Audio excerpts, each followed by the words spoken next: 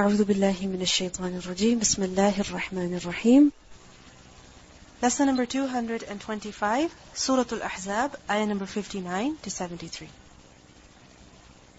Ya ayyuhan nabiyyu, O Prophet sallallahu alayhi wasallam, قل لأزواجك, say to your wives, وبناتك, and your daughters, وَنِسَاءِ الْمُؤْمِنِينَ, and the women of the believers. O Prophet sallallahu alaihi wasallam, say to who? To your wives, secondly, to your daughters, and thirdly, to the women of the believers. If you think about it, the Prophet sallallahu alaihi wasallam was being told, قُل, say this to them, meaning, instruct them. You give them the instruction. If you think about it, every single ayah that was revealed to the Prophet ﷺ, was he not told to deliver that to the people? Every command that he was told, that he was taught, was he not told to also pass it on to the people? Of course he was. So when it is said قُل, what does it show? It shows the obligation of what is mentioned in the ayah. And it also shows the immense importance of the command that is being given. What does it show? Two things. First of all, obligation. And secondly, immense importance of the command. Obligation, why? Because Allah subhanahu wa ta'ala is saying it, and He's telling His Prophet sallallahu alaihi wasallam to say it as well. And what have we learned earlier? That when Allah and His Messenger have made a decision concerning a matter, then does a believer have any choice with regards to it? No choice. مَا كَانَ لَهُمُ الْخِيَرَةِ.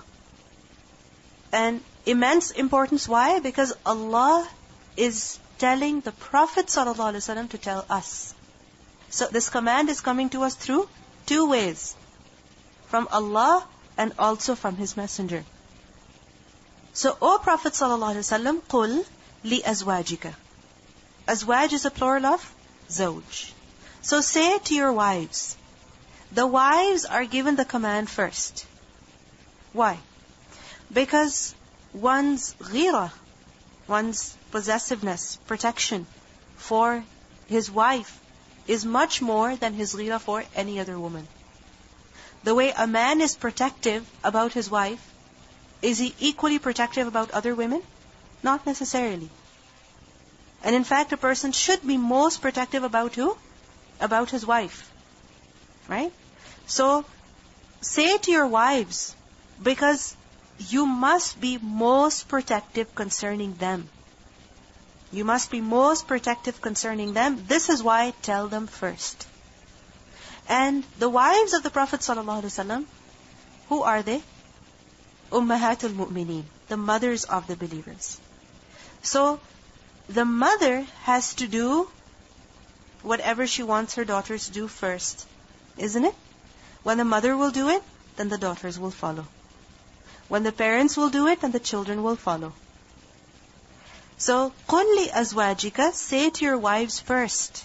Tell them to do this first. Because when they will do it, they will serve as an example for who?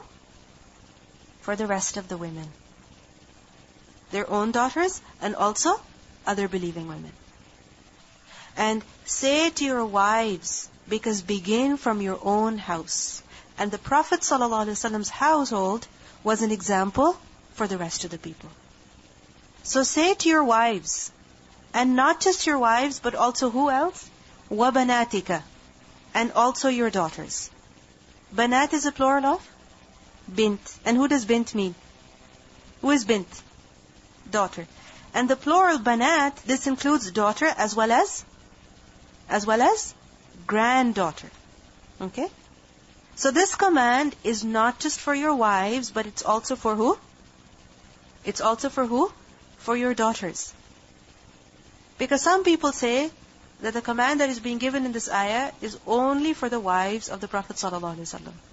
Because they were extremely noticeable. This is why this command was only for them. But what do we see over here? Not just for the wives, but also for the daughters. The Prophet ﷺ had 4 daughters, Fatima, Kulthum, Zainab, and Ruqayya. And he had granddaughters as well, Umama, Kulthum, and Zainab. So say it to your wives and also to your daughters. And also to who else? وَنِسَاءِ الْمُؤْمِنِينَ. And the women of the believers. Nisa, women of who? Believers. What does it mean by this? The women of the believers. Who are the women of the believers? The wives of the believers, the daughters of the believers, the sisters of the believers, the mothers of the believers. Right? So in other words, the believing man, whichever women he has under him, whichever women he is responsible for, he is a qawwam of. Typically, which women are they? Wives and daughters. But in some cases it's also mother. And in some cases it's also sister. Right? In some cases it's also aunt. In some cases it's also niece. So, Nisa'il Mu'mineen, the women of the believers. Meaning all believing women. Now tell me something. The believers, are they limited to a particular era? A particular place? No. A believer is one who fulfills the conditions of Iman. Isn't it so? He could be someone who is living at the time of the Prophet ﷺ. He could be someone who is living today. He could be someone who is living at the time of Dajjal. Who is a believer? The one who fulfills the conditions of being a believer. So any woman who is under him, tell those women as well. What are they supposed to do? They're supposed to do something. And what is that? Yudnina, they should draw close, they should bring near, alayhinna, upon themselves. They should draw near upon themselves, what? Min jalabibihinna, from their outer garments. What does it mean by this? Yudnina alayhinna min jalabibihinna. They should draw closer to themselves from their outer garments. The word yudnina is from the root letters dal, nun, waw. Dunub. What does dunub mean? To be less and also to be near, to be close. The word dunya is from the same root. Why? Because it is close to us. Right? And dana yadni. What does that mean? When something lowers down. Wajanal jannataini danin. That the fruit of the two gardens, meaning of paradise, how will they be? Low. Why low? Danin, close, low, so that the people can easily pick them. They can easily eat them. Because if the fruit is up high, can you reach it? No, you just keep looking at it and admiring it and keep wishing that you could eat it. Right? So when it's close by, when it's down, then it's easier to take it. And idna, the word yudnina, what's the masdar? Adna, yudni, idna. Idna means taqreeb. What does taqreeb mean? To draw something close. To draw something near. To draw something near, to draw something close. And over here we see that yudnina is being followed by what? Alayhinna.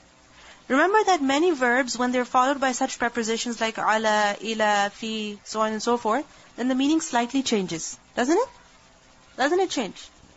It slightly changes. So, idna ala. Idna ala. Yudnina alayhinna. What does it mean? It means to bring something down from above. To bring something down from above. Something is up high. Yudnina alayhinna. What does it mean? Pull it down. Draw it down. Okay? So, yudnina alayhinna, they should bring down alayhinna. What does it mean by alayhinna? Upon themselves, meaning upon their entire bodies. It hasn't been said over here that they should bring down upon their faces, they should bring down upon their chest, they should bring down upon their neck, They should bring down upon their shoulders. They should bring down to their elbows. They should bring down to their fingertips. No, what has been said? عَلَيْهِنَّ. And what does عَلَيْهِنَّ mean? All of themselves. Entirely. You understand? عَلَيْهِنَّ means the entire body. They should draw down over their entire body. What should they draw down over their entire body? Min, from. Min over here is of tab'id, some of. Meaning some of their, what? Jalabibihinna, their outer garments. Jalabib is a plural of jilbab. Okay? And jilbab is ar-rida fawq al-khimar. Ar-rida meaning a shawl that is worn over what? On top of the khimar. What is a khimar? What is a khimar? The headscarf, right? And this has different versions in different cultures. Some people put it on their head. Some people wear it on their necks. Some people have it on their sides. Some people, they tie it very tightly around their necks. Right? It varies from culture to culture. But typically, khimar is what? That which is used to cover the head. So, the jilbab, what is a jilbab? What's the definition? Ar-rida fawq al-khimar. The shawl that is worn on top of the khimar. Why would you wear something on top of the khimar? Why? Think about it. Why would you wear something on top of the khimar? I'm not saying the khimar is on the head. Okay? It could be in the neck. Could be tied very neatly around the neck. Like a silk scarf. But what's the purpose of wearing a jilbab on top of the khimar? To completely cover. Okay? Because the khimar is something that's small. Okay? Khimar is something that's small. Like you may have noticed many of your scarves are very small. Okay?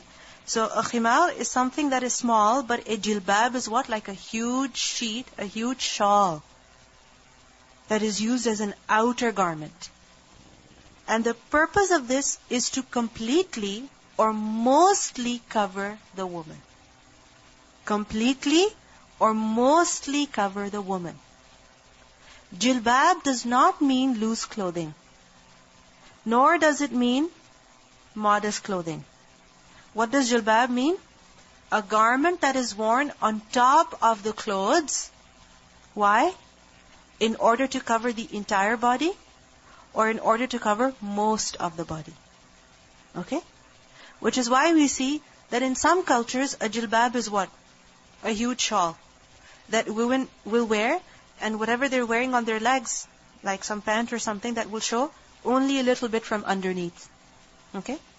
But some women, their version of jilbab is what? Like a stitched, long, loose dress which covers them down to their feet, even including their feet. Isn't it so?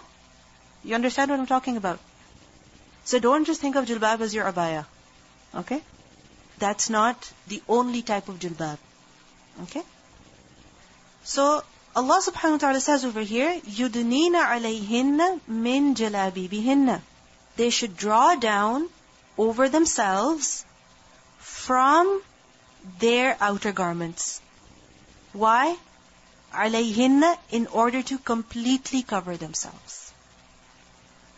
This outer garment that they're already wearing, what should they do? They should take min, a part of it. They should pull it down. Why? So that their entire body is covered. So that nothing of their body is showing. The customary practice at the time when this ayah was revealed was that the women, when they would step out of the house, they would have an outer garment with them. Meaning on top of their normal house clothes, they would be wearing an outer garment. But this outer garment, how would the women wear it? Like for instance, they would put it on their head and they would leave it at the back. They would throw it behind their shoulders. So what would it cover? It would cover their heads. It would cover the back of the neck. It would cover basically the entire back side and perhaps some of the front side as well. However, what would show? The face, the neck, the chest. You understand? That would show. This is how some women would wear it. Other women, how would they wear the jilbab? That they would cover themselves with it entirely, completely. But remember that the customary practice at the time was that women would wear a jilbab. There was no, tradition of women stepping out of the house in just their normal clothes. No. When they would step out with a jilbab. And you may have seen this even in some other cultures, even in some other religions. Like, for example, sometimes you will go outside, you will find a woman who's wearing the dupatta on her head, and you won't know if she's a Muslim or if she's a Sikh or a Hindu. Isn't it so? And if you go to their countries, you will find them wearing shawls as well. Okay? So it wasn't just in the Arabian culture, but it has been in various cultures. Now, what does Allah subhanahu wa ta'ala say to the believing women? You are already wearing a jilbab. What are you supposed to do with it? Yudnina alayhinna. Draw it down over your entire body. Take a part of the jilbab and make sure that with it you're covering even that part of the body that is still being exposed. You understand? Min is very important over here. That take a part of the jilbab and cover even that part of the body which is still being exposed. So for instance, a woman is going outside, she's wearing a jilbab, her head is covered, her shoulders are covered, her body is covered, but her neck, her face, her chest is being exposed. So what does this mean then? Draw it down to cover even that which is being exposed. What does it mean? Use it to cover even the face, the neck, and the chest. Do you understand? Yudnina alayhinna. And alayhinna is also of importance over here because some people say it means everything but the face and the hands. But it hasn't been specified. What does alayhinna mean? Hinna means themselves, meaning entirely, their entire bodies. Okay? So yudnina alayhinna min jalabibihinna. And if you don't understand it to be this meaning, then what does this ayah mean? Tell me. If using the jilbab to cover the face, the neck, the chest, if this is not what the meaning, then what else does it mean? Can you understand it in any other way? Can you? A woman is already wearing the jilbab. Allah subhanahu wa ta'ala is saying, draw it down. Draw it down what? To cover the part which is still being exposed. What is being exposed? The face, the chest, the neck. Cover that even. Yudnina alayhinna. And idna ala, what does it mean? Pull down. Hang down. Don't let it stay up. Do you get it? So yudnina alayhinna min jalabibihin. If you don't understand this meaning, Allahu a'lam what this phrase means then. Dhalika, that is. What does dhalika refer to? Drawing down the jilbab to cover that which is still being exposed. This is adna. This is closer. This is more suitable. Adna, it is more suitable, it is more likely that when they observe their hijab in this way, أَن يُعْرَفْنَا, they will be recognized. They'll be recognized? What does it mean by this, they'll be recognized?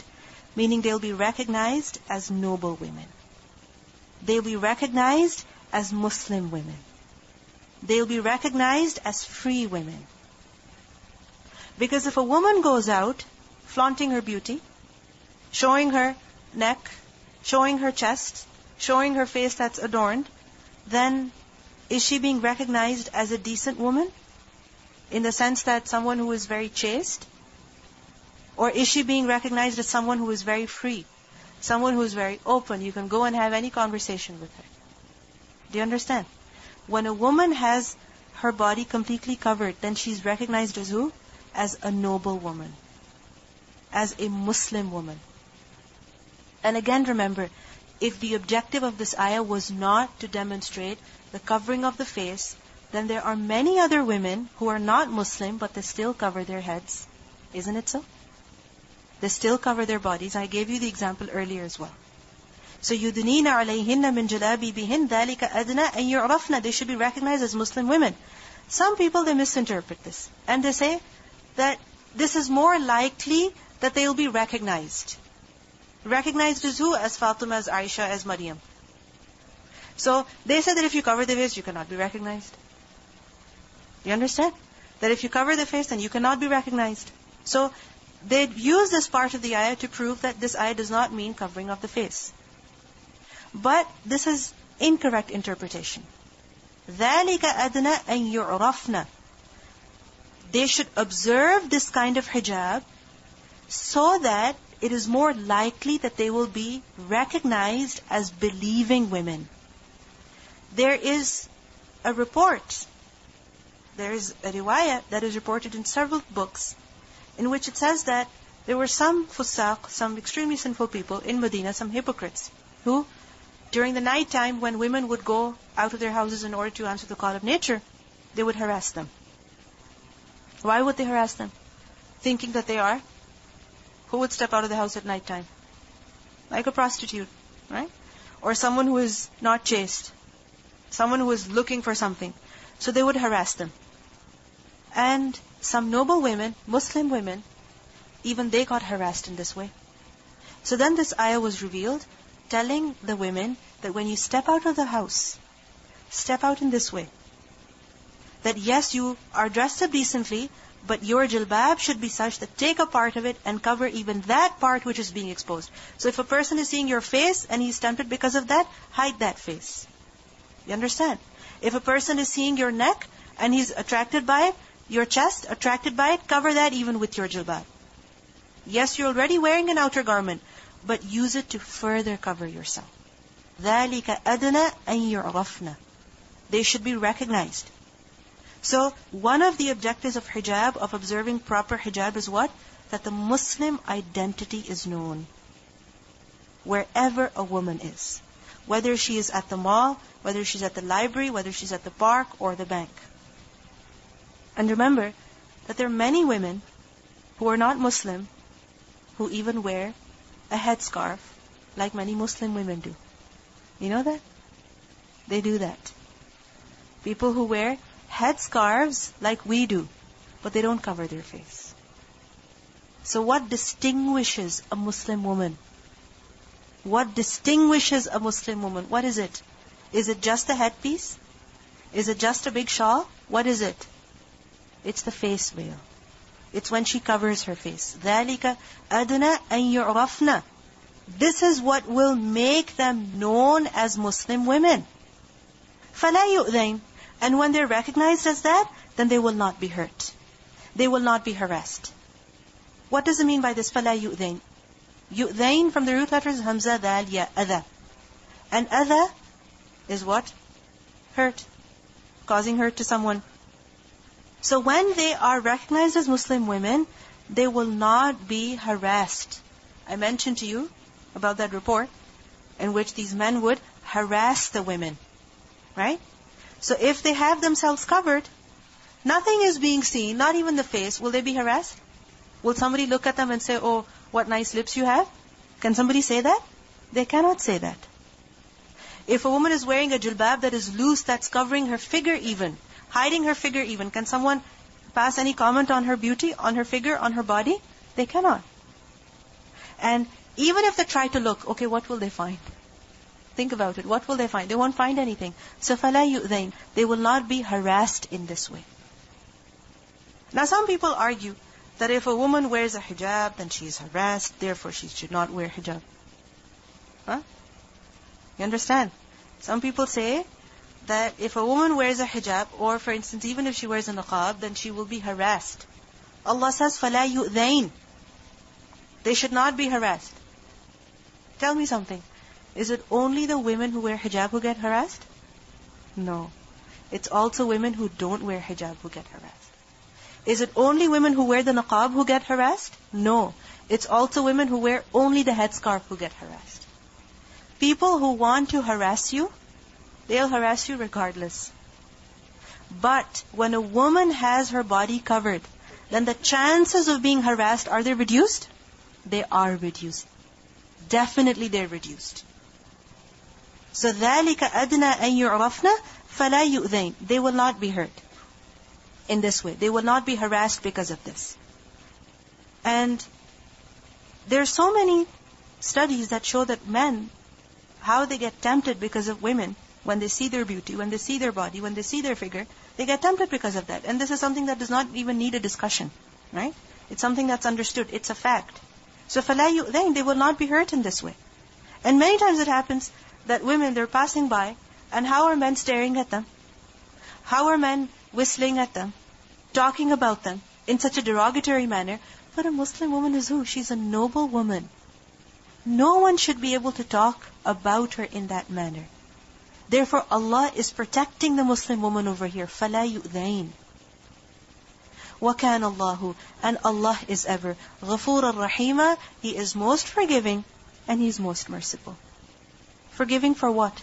That if despite a woman covering herself the best that she can, if still something wrong happens without her intending anything, then is she blameworthy? Is she blameworthy? She's not blameworthy. Like for example, a woman has her face covered, only her eyes are showing, but still someone looks up at her eyes and says something bad.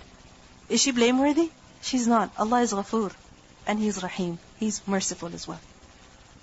In Sahih Bukhari, it has been recorded that Anas ibn Malik radhiyallahu anhu said that Umar ibn al-Khattab radhiyallahu anhu, he said, O Messenger of Allah sallallahu alayhi wasallam, both righteous and immoral people enter upon you. All types of people come to your house.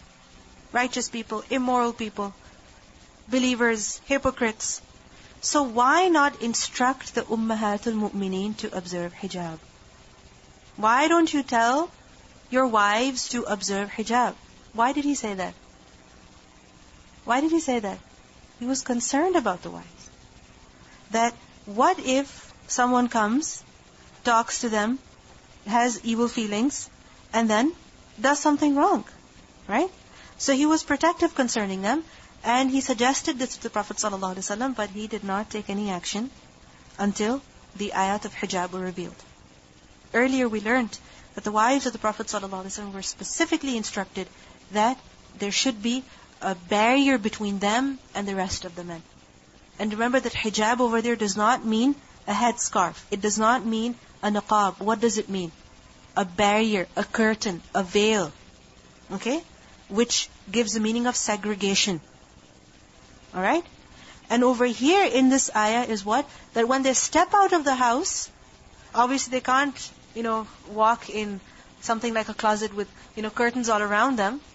Right? So how will they go? How will they go? They should go outside wearing a jilbab.